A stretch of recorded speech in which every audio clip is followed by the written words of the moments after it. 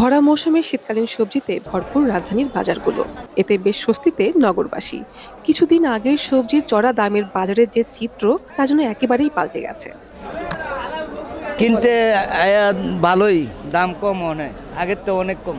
বিক্রেতারা বলছেন সরবরাহ বেশি থাকায় কমেছে সব ধরনের সবজির দাম। সবজি হলো আপনার আজকে হলো বেগুন হলো সবগুলো 30 টাকা কেজি, করলা হলো 40, সিম আছে 30 টাকা কেজি, বটবটি হলো চলতে আছে হইলো গিয়ে আপনার 40 টাকা কেজি, চিচিঙ্গা চলতে আছে আপনার হইলো গিয়া 40 টাকা কেজি।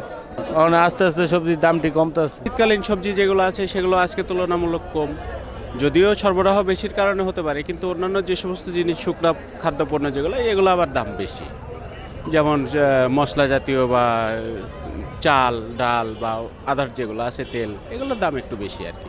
নিয়ন্ত্রণেই আছে মোটামুটি। আজকে একটু দাম বাড়তি, কালকের চাইতে বস্তাপতি মনে করেন যে 100 টাকা বাড়তি হয়েছে। তবে অস্বস্তি ছড়াচ্ছে সবার খাদ্য তালিকায় থাকা প্রধান উপকরণ চালের বাজার। চালের দাম দৈনিকই বাড়তেছে, চালের দাম কমার সম্ভাবনা দেখছি না। সরকার যদি বিকল্প ব্যবস্থা না বা সরকার যদি সিন্ডিকেট না ভাঙতে পারে, চালের দাম ঊর্ধ্বগতি ছাড়া নিম্নগতি হবে না। আর সিজনে আসতেছে বৈশাখ মাসে, বৈশাখ মাস অনেক দূরে, ওটার জন্য অপেক্ষা করতে হইলে চালের কেজি হয়ে যাবে 100 টাকা। তো এখনই সরকার প্রস্তুতি নিতে হবে, এখনই অ্যাটেম্প নিতে হবে, হ্যাঁ, আর সিন্ডিকেট ভাঙতে হবে। এদিকে ক্রেতাদের অভিযোগ, সাপ্তাহিক ছুটির দিন হওয়াতে বেশিরভাগ পণ্য কিনতে বাড়তি টাকা গুনতে হচ্ছে। শুক্রবারে অনেক দাম, দামের কোনো ইয়া নেই, কিন্তু অন্য দিনের চেয়ে আজকের দামটা বেশি। বাড়তি মাংসের বাজারও, তবে স্থিতিশীল রয়েছে ডিমের বাজার। সোনালি হয়েছে 340 টাকা আর ব্রয়লার হয়েছে 200 টাকা। মানে আমাদের আগে এরকম এই সপ্তাহ আপনার 20 টাকা বাড়তি চলতেছে।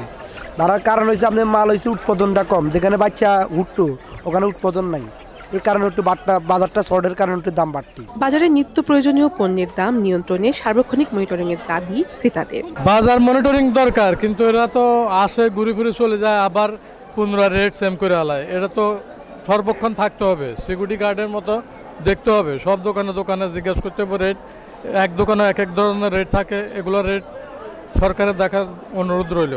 নাজনীন লাকি, সারাবাংলা.net, ঢাকা।